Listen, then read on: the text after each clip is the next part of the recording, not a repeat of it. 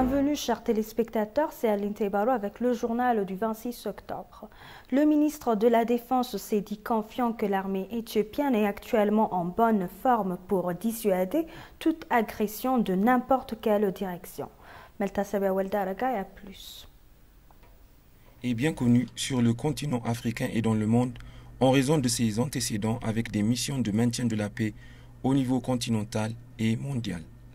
La journée de la Force de défense nationale est marquée par diverses activités le 25 octobre en subissant diverses activités qui comprennent des tables rondes et des expositions d'ouverture, entre autres. Exprimant son statut actuel, le ministre de la Défense, Dr Abraham Belay, s'est dit confiant que l'armée éthiopienne est actuellement en bonne forme pour dissuader toute agression de n'importe quelle direction.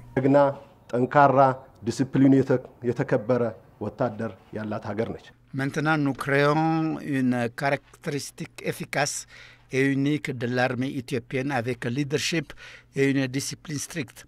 Nos ennemis n'auront pas la chance de nous attaquer puisque nous sommes maintenant plus qu'avancés au-delà de leur stratégie.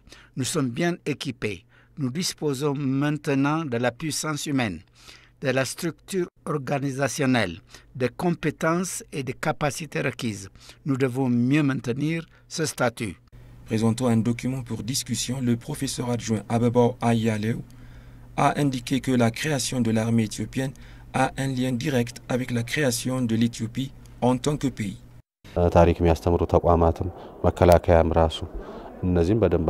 L'histoire de l'armée éthiopienne est directement liée à la formation de l'Éthiopie et de son gouvernement officiel.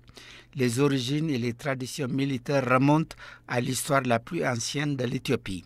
Une nation et un gouvernement ne peuvent exister sans la réalisation d'une armée. Nous devons prêter attention à la force militaire. L'engagement des troupes éthiopiennes nous rappelle l'unité éthiopienne de l'histoire de la victoire de la bataille d'Adwa. La célébration de cette année a vu le lancement d'un livre intitulé « Anneau de feu » qui dépeint l'image réelle de l'armée éthiopienne. La célébration a réuni l'ancien président éthiopien et d'autres dignitaires pour défendre ses actions exceptionnelles en faveur de la souveraineté, de la paix et de la stabilité de l'Éthiopie, ainsi que de l'intégrité territoriale. L'ambassadeur extraordinaire et plénipotentiaire d'Éthiopie aux Républiques islamiques de Pakistan a déclaré que le conflit dans le Nord avait été par le soif inextinguible de pouvoir du TPLF. Alors que l'Éthiopie et les Éthiopiens réclament l'égalité, le TPLF, a souligné l'ambassadeur, voulait contrôler toutes les ressources du pays. La remarque est venue lorsque l'ambassadeur s'est entretenu avec PTV World, un média grand public pakistanais, concernant l'assistance qu'il a apportée à plus de 8000 de personnes touchées par les inondations dans la ville de Tente de Sindhi. L'ambassadeur a déclaré que la résistance au climat est un juste appel à la communauté internationale pour un environnement plus propre et plus sûr. Plus de 33 000 millions de personnes ont été touchées dans 116 des 160 districts du pays. Plus de 993 000 maisons, 157 ponts et plus de 3 500 km de routes ont été endommagés et plus de 700 000 têtes de bétail ont été perdues. L'ambassadeur Baker a remis des données alimentaires essentielles, des médicaments, des abris, de l'eau, des biscuits et des jouets à plus de 8 000 personnes touchées par les inondations dans la ville de Tente du Sindhi. Il a souligné que l'Éthiopie est solidaire au gouvernement pakistanais et continuera d'aider les gens à se rétablir.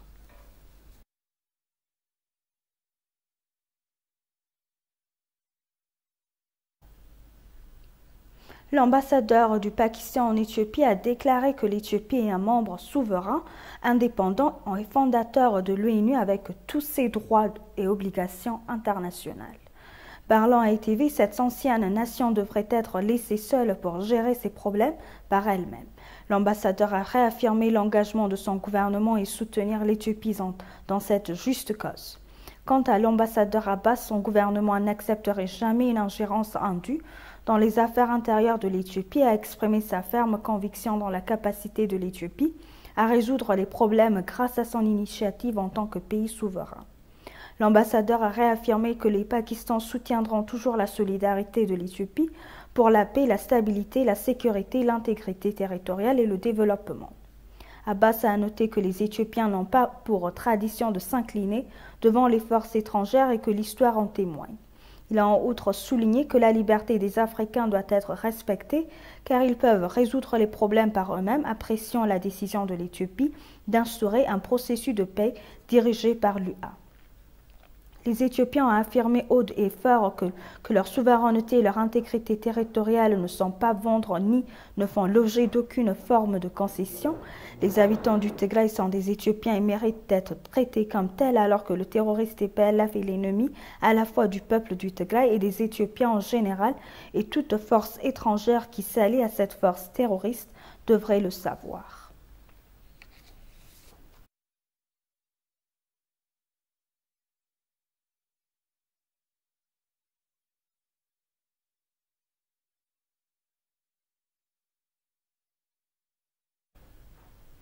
Le ministère des Affaires étrangères a appelé des Nations Unies à un multilatéralisme inclusif, juste, efficace et représentatif pour mieux répondre aux défis les plus présents de l'humanité. Dans une déclaration qu'il a publiée, le ministère a rappelé qu'en tant que membre fondateur des Nations Unies, l'Éthiopie est restée attachée aux principes de la Charte des Nations Unies. Affirmant que la nation a démontré sa contribution à la paix mondiale et à la sécurité collective, la communiqué poursuit en disant que les hommes et les femmes éthiopiens ont continué à jouer un rôle important depuis le premier jour des missions de maintien de paix de l'ONU dans les années 1950. L'Éthiopie est fierté et privilégiée d'accueillir la Commission économique des Nations Unies pour l'Afrique pendant plus de 60 ans, a-t-il ajouté. L'Éthiopie, tout en célébrant le multilatéralisme ancré sur la Charte des Nations Unies et ses principes cardinaux, on appelle à une organisation des Nations Unies réformée, efficace et viable, adaptée aux objectifs du XXIe siècle, selon la déclaration. L'ambassadeur et représentant permanent de l'Éthiopie auprès des Nations Unies, Taye Asqe-Selassie, a donné les informations sur les derniers développements en Éthiopie ces derniers jours. Au cours de son exposé, Taye Asqe-Selassie a souligné l'engagement du gouvernement éthiopien en faveur de la protection des civils et de l'acheminement de l'aide humanitaire aux personnes dans le besoin dans le nord du pays. Il a appelé les membres du Conseil à éviter les mesures susceptibles de jeter le doute sur le processus de paix dirigé par l'UA. Concernant les mesures défensives prises par les forces de défense nationales éthiopiennes, l'ambassadeur Taye a souligné que les forces de sécurité gouvernementales ont le droit de stationner et d'opérer depuis n'importe quelle partie du pays, y compris le Tigray. L'Éthiopie est toujours attachée au processus de paix dirigé par l'UA, a noté l'ambassadeur Taye, appelant les membres du Conseil à soutenir les efforts au cours pour résoudre pacifiquement le conflit dans le Nord.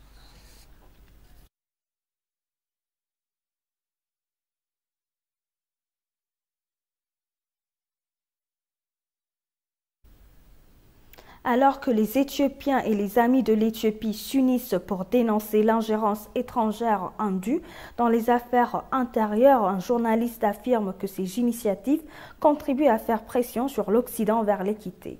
S'adressant à ETV, le journaliste danois Rasmus Sonderis a déclaré que les rassemblements organisés à travers le monde sont essentiels pour changer les mentalités de l'Occident avec des messages positifs.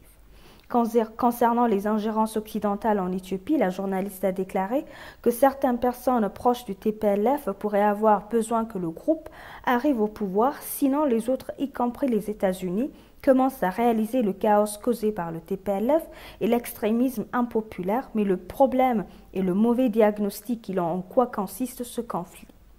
Le journaliste fait enfin appel aux rapporteurs occidentaux pour couvrir les questions de terrain sur l'Éthiopie.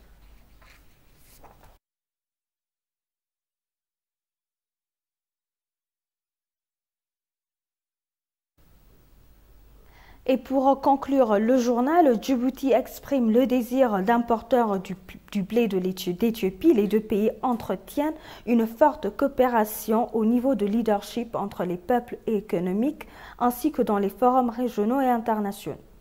Le ministre djiboutien de l'Agriculture, de l'eau, de la pêche, de l'élevage et des ressources marines, Mohamed Ahmed Awale, a noté que Djibouti sera le premier acheteur lorsque l'Éthiopie commencera à exporter du blé vers le marché étranger. Il a également mentionné que récemment l'Éthiopie a fait don de jeunes arbres de nourriture et de foresterie à Djibouti dans le cadre de son initiative Green Legacy en vue d'assurer la sécurité alimentaire et de lutter contre le changement climatique. Il a en outre noté que les deux pays travailleront pour renforcer les relations entre les deux pays, en particulier dans le développement agricole transfrontalier.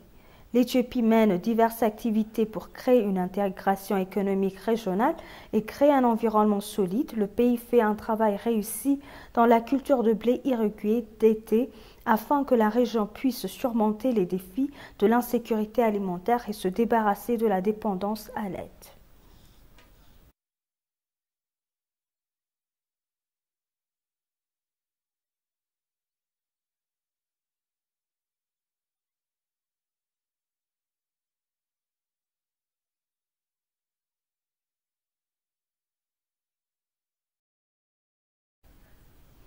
Chers téléspectateurs, nous vous rappelons les titres principaux.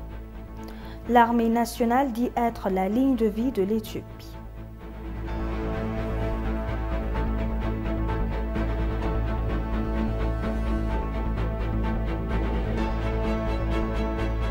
Un diplomate exhorte les Éthiopiens à renforcer l'unité face à l'ingérence étrangère.